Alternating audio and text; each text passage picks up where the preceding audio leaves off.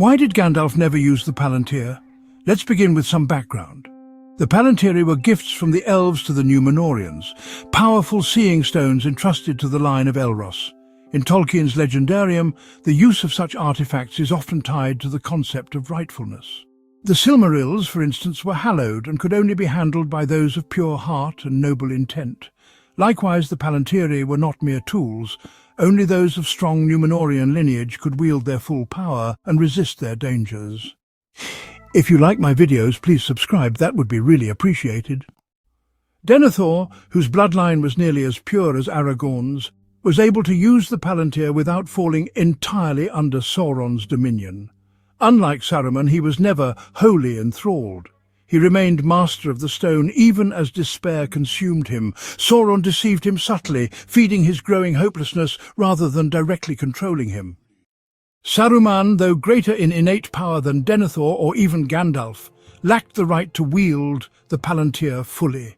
He could not bend it to his will, but was instead ensnared by Sauron, drawn into his influence like a moth to a flame. Sauron, as the greatest sorcerer in Middle-earth and arguably in all of Arda, allowed Saruman no illusions of control. When Aragorn took up the Palantír, he did so with both the right and the strength to wield it. His lineage gave him the right, but his strength was barely sufficient. He was able to turn the stone to his will, resisting Sauron's grasp, but the effort left him exhausted. Through this vision he beheld the Corsair ships sailing toward Gondor, realizing there was no time to march alongside Theoden. He then chose, on Elrond's counsel, to take the paths of the dead.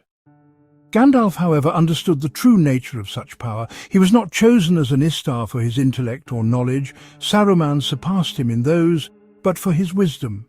Where intellect reveals how to wield an ancient artifact, wisdom discerns whether it should be used at all. Saruman's downfall is a parable of the perils of intellect untempered by wisdom. Gandalf, by contrast, embodies the moral strength to renounce power when wielding it would bring ruin. It is not mastery of magic or knowledge that defines a true leader, but the understanding that some victories lie in restraint. Thank you very much for watching.